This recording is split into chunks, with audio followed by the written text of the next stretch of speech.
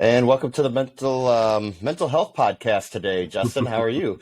Good. Um, Men Break Two. We're here to help divorced men going through issues with separation. And today we're going to be talking about diet and mental health and its connection. Justin, we got on here, practicing clinician and author of The Mental Health Diet. And I'm glad to have you on. I know we had one scheduled earlier that we missed, unfortunately, but you're here now. And I think the info that we're going to have is going to be great. So, Justin, tell us a little bit about yourself, what you do, and what we're going to talk about. Yeah, thanks for having me. So I'm a practicing psychiatric nurse practitioner. So practicing clinician, prescribe medication and do therapy for patients, men and women, adults and kids. And then I've been practicing about 10 years, and a little over 3 years ago, I decided to write a book. So I did. It was all the messages and the tidbits and the interconnections and the pieces of information I learned from my passion, which is about mental health and integrative medicine and functional medicine and the brain and feelings and psychology and all that. So just all the things I was telling my patients in the office, just compiled it into a book and then published it in 2020. Perfect. And for those listening, or if you're watching this on YouTube or whatever, there is a link to this down in the comment section. So they have a link to your website, your book, your blog, everything else like that. I think one thing that happens with men coming out of separation, of course, when they break, we go right to the medicine, and we don't think of things such as, what we're putting in our bodies. So what is the connection that there is between food and mental illness? Yeah, well, I think, you're kind of riffing off the main philosophy in the book is there's inputs and outputs, and it's our daily thoughts is part of our diet. Our daily interactions is part of our diet. The way that we perceive reality, which may not be completely aligned with reality, that is, part of our diet, along with the food and the air pollution and the kind of water and just different things we eat and drink. It's all part of the diet. It's all the inputs. And then it kind of gets processed, and what comes out, many of us don't have that inherent connection. Like, I feel grumpy today. I feel terrible today. Well, what happened yesterday? A lot of us think that way, but not all of us maybe have all the information, or not all of us are talking about things. So not all of us have heard other people going through similar things. And so which would help us make the connections. So it's about the ins and the outs. And so it's diet, sleep, exercise, community, movement, thoughts, and then sleep is another important one. So all those things are part of the mental wellness diet. Perfect. Yeah, sleep. I can't stress sleep enough. I think most of us just, we try to go either we're in bed depressed at this point where we don't want to get up, we're sleeping all the time, or the opposite. We're up just going 20 hours a day thinking, we have to do it because all the best men out there, the 1%ers they're not sleeping, they're working all the time, which, is untrue. If you don't get that 8 hours that you're supposed to, 7, 9 hours, whatever it's going to be. And I'll admit it's 9 hours for me. Sorry. But, if you don't get that, you're not going to function high enough to be able to accomplish anything during the rest of the time. So, yeah, sure. Very important. Yeah. Yeah. The thought process. What about physical health versus, oh, I'm sorry. Go ahead. Well, I just wanted to add to that. It's a great point. Sleep is so essential. The other point that you made was, our own self-expectation to go 100 miles per hour throughout the day. It is hard to make the transition from 100 miles per hour to 0 miles per hour. And there's a lot we can gain. That's a huge lever for all of us to put down our sword at 6 p.m. and then, settle for bed to kind of make that transition, because that is the expectation. We sleep good, look good, work good, all that stuff. And if we're not taking good care of ourselves, we can't make that transition. We can't make it all happen. Yeah, exactly. Okay, so let's talk about physical health, how it affects your mental health, and vice versa, because I don't think a lot of men don't understand it, but a lot of times we don't make that connection. Just like what you're talking about, the inputs and the outputs, what happens and goes in our body today is going to be what affects us. So what is the connection between the physical and the mental? Well, the last 5 chapters of my book is about to answers this question in a very scientific way. The first half of the book is probably more digestible, more fun, more common sense. But the second half is all about what the brain needs to function, what the brain needs to function optimally so we can be productive, and then so we can also feel vital and well. And so those 5 chapters are fuel. You need fuel for your brain, especially the frontal cortex, the part that's like rational, reasonable, future-oriented, problem-solving, strategic, can fix things. We really need that part of our brain operating as well as it can. And that can't, functions will suffer in the brain if we don't have enough fuel. So that's your macronutrients, and amino acids are really important, and taking good care of your mitochondria. And we can go into that. The other chapters are respond, and that's all about neurotransmitters. Again, that's amino acids, B vitamins, and iron and other minerals that are the assembly line that create serotonin, norepinephrine, dopamine, acetylcholine, all these neurotransmitters that we need present, available, working, and then also quickly eliminated so we can respond to life. The other chapters would be build. Build is about how neurons communicate. Neurons communicate membrane to membrane, and those membranes are fatty surfaces. So we need our omega-3s. We even need to intake food-based cholesterol for this process. And there's another host of vitamins and minerals that are important. The last 2 chapters are kind of related. It's about the immune system in the brain. So we want an immune response. We want it to clear away any foreign objects, infections, invaders, dead, dying cells. We need that to swiftly swoop up and clean up the mess, and then we need it to stop. And that's kind of part of the process. Part of the problem in modern day life is that there's so much pro-inflammatory factors out there that it tricks our immune system to never really stop. So there's kind of like an ongoing war in the brain, which can irritate neurons and also lead to excessive excitation in the brain, which can be lead to anxiety, in worst case scenarios, hallucinations, but also depression. Yeah. I I never knew how much of a connection there was until I actually started recovering and stopped putting all the shit into my body. I mean, Right. the sugars, the caffeines. We just talked about Monster before the thing here, but I used to slam 4 of those a day with the sugar, the full sugar content of them, drinking them like it was water. Never drank water, never counted macros, anything else like that. And it wasn't until I decided, you know what, I'm sick of feeling how I feel, that I started looking at the actual intake, the physical aspect of it.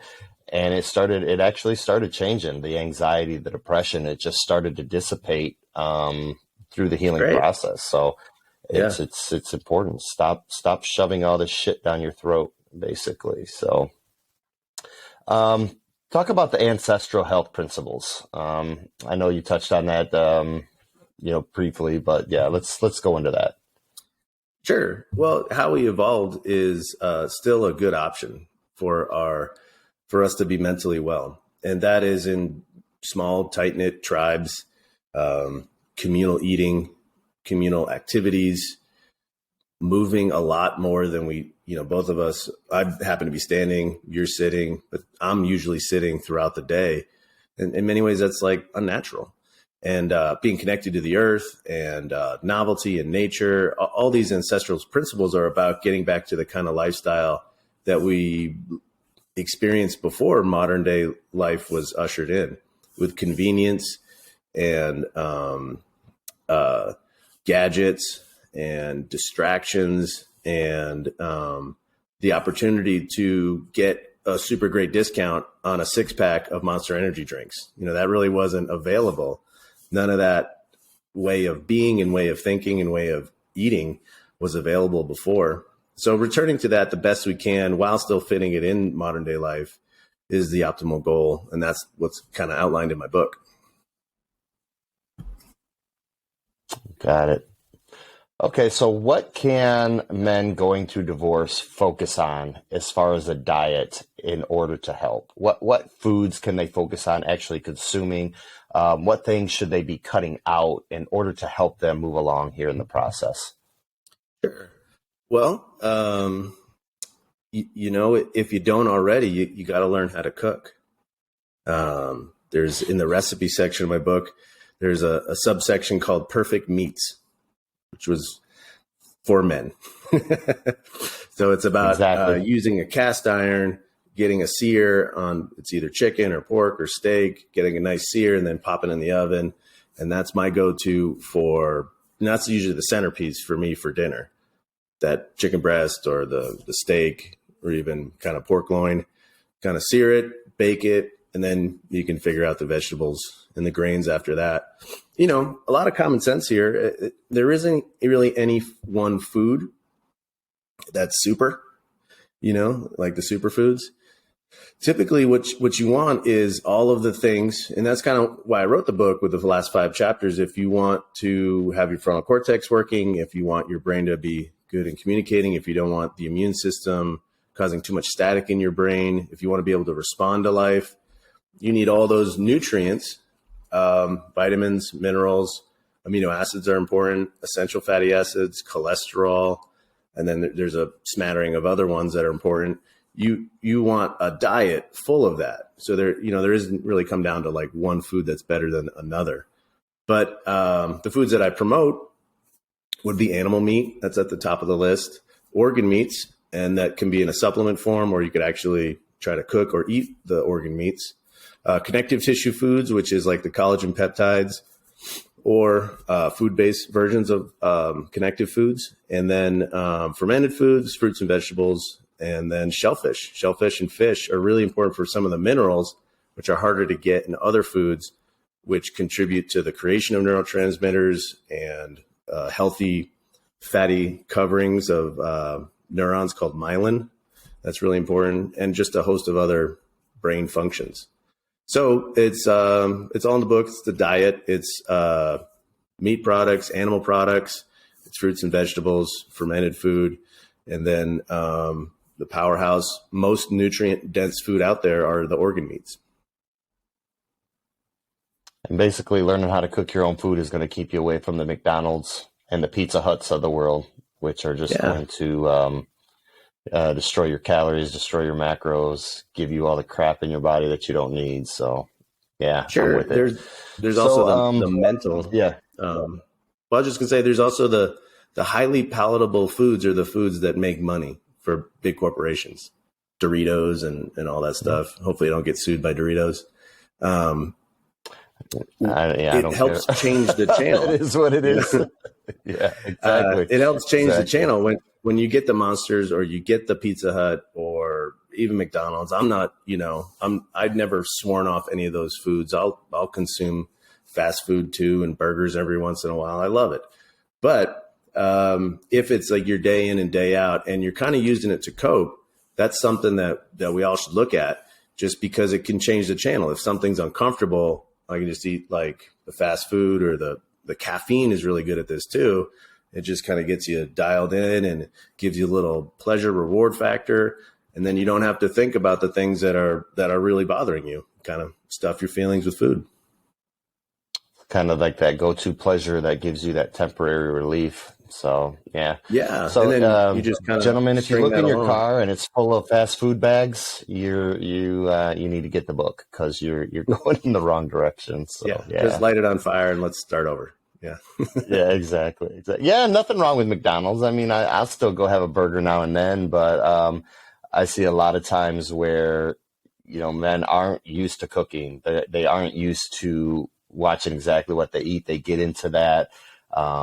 Maybe they'll go to lunch, when they're out at work. Yeah, they'll go to lunch to McDonald's or whatever like that, but they always come home. They have a nice meal. That's not there anymore. So now they come home, they're sitting at home. Next thing you know, it's 8, 9 o'clock. Let's order a pizza. Yeah. So now they're knee deep in pizza instead of what they need to be eating.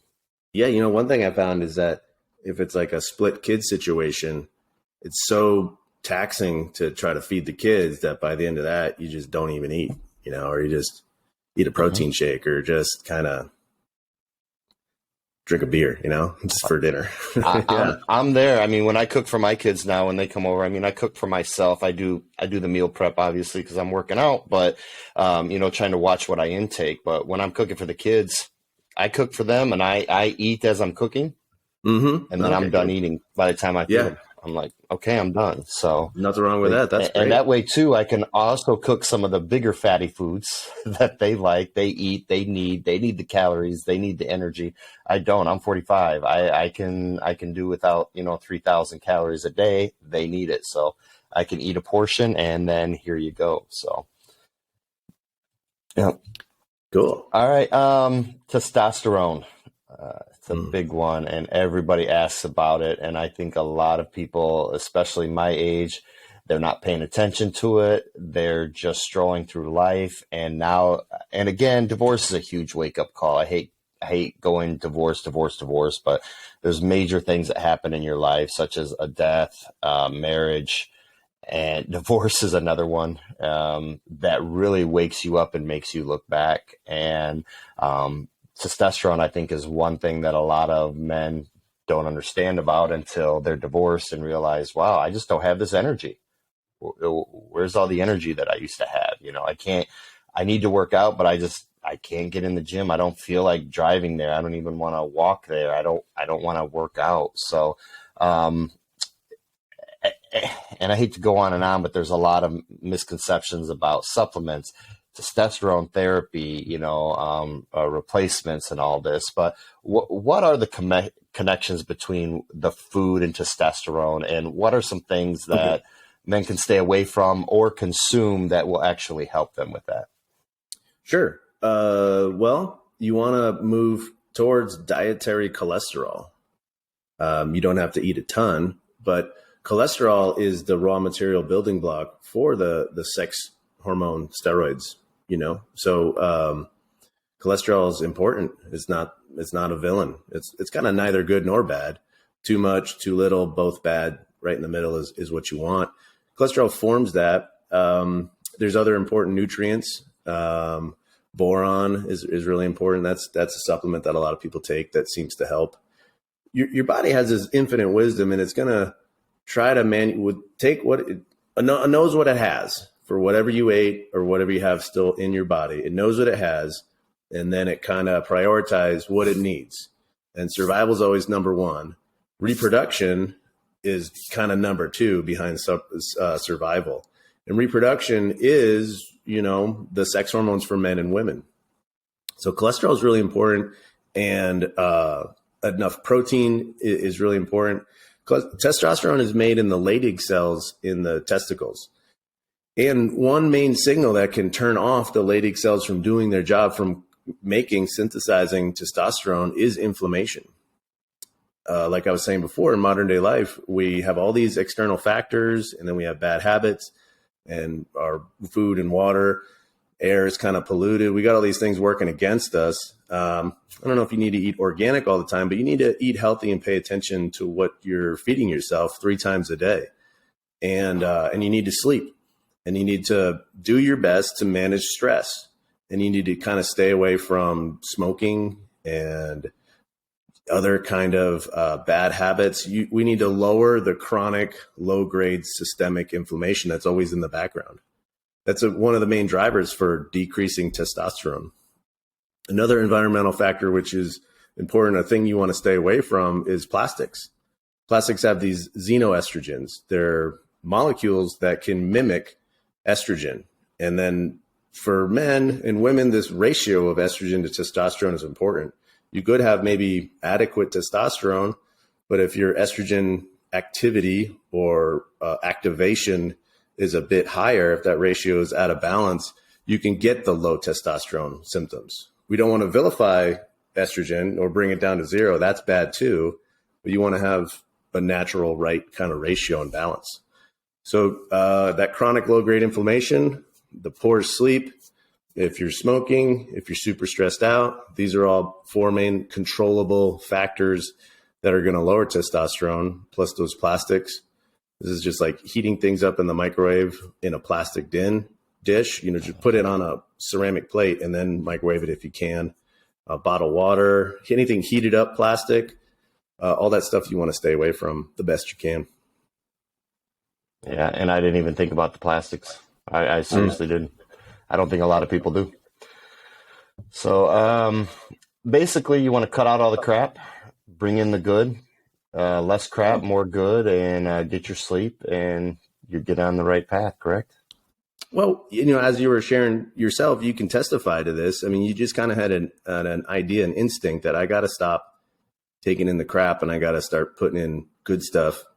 I don't know if it's going to work. I just got to do it. And then it turns out you were better. You felt better and you're functioning better and you're doing great.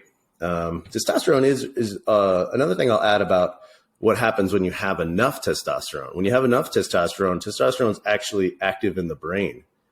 And it can help this balance that's going on in the brain between the front part of the brain, which is our rational side, and then everything in the back is kind of irrational, emotional, fear-based, angry. And so with low testosterone, this part of the brain can be more active and dominant. So you're irritable, you're pissy, you're whiny, you're bitchy, you're angry, you're frustrated over small little things. You can't think, you got no energy, you don't want to do anything. It's really bad.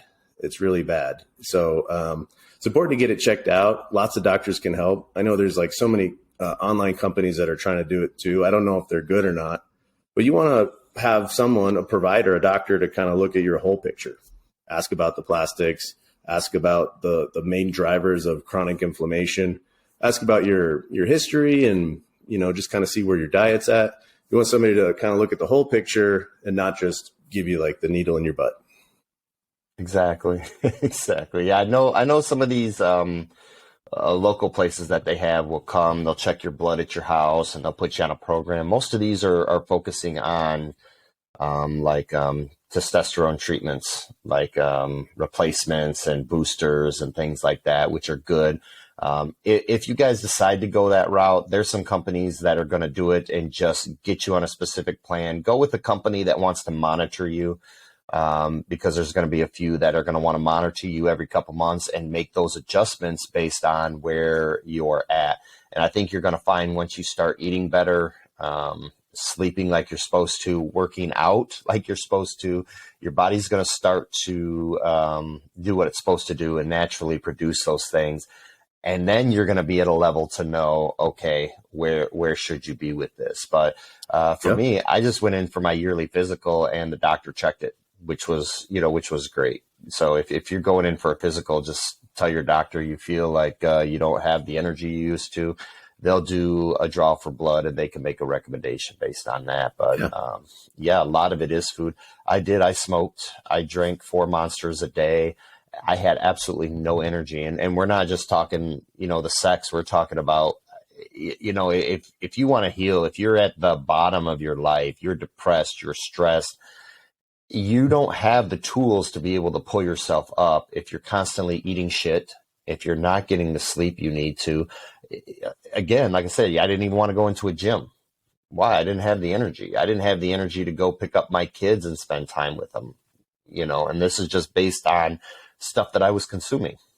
So just fixing some minor things will help get you on your way. So yeah, totally. I agree. All right. So is there anything else, Justin, you want to help get a point across to some of these men listening? Anything that they can do, any tips or advice for men going through divorce that they can help get them back on the right path here, physically, mentally? Sure. Yeah, you gotta, it's corny but true, you gotta feel your feelings. I mean, divorce is a tricky one because there's anger, and then there's underneath that anger, there's hurt. In addition to that hurt, there's loss and grief, and then there's shame. It's like one hell of a soup, an emotional soup that you can't just pretend doesn't exist. So, in preparing for the show, I was taking notes and whatever, and I was looking at my schedule, and the other day I saw, last Tuesday, I saw 6 appointments, and they were all men, 2 of which were divorced, but they were all, one was a young man. It was really cool to kind of see that the men break too, but men also get help too. And there's a lot of great therapists out there. There's a lot of great opportunities there. You don't need to find the right medication, the right therapy, the right supplement. You just kind of need to get out there and try and change your perspective and have a space to talk about that soup, kind of feel it, let it pass on through. And, tomorrow's usually a brighter day. Excellent. Well, thank you again, Justin. I appreciate you coming on. Sure. The mental wellness diet, again, there's going to be links in the bio. I recommend buying it, reading it. Anything that will help get you guys a leg up, I recommend doing it. So thanks again, Justin. Probably have you on in the future.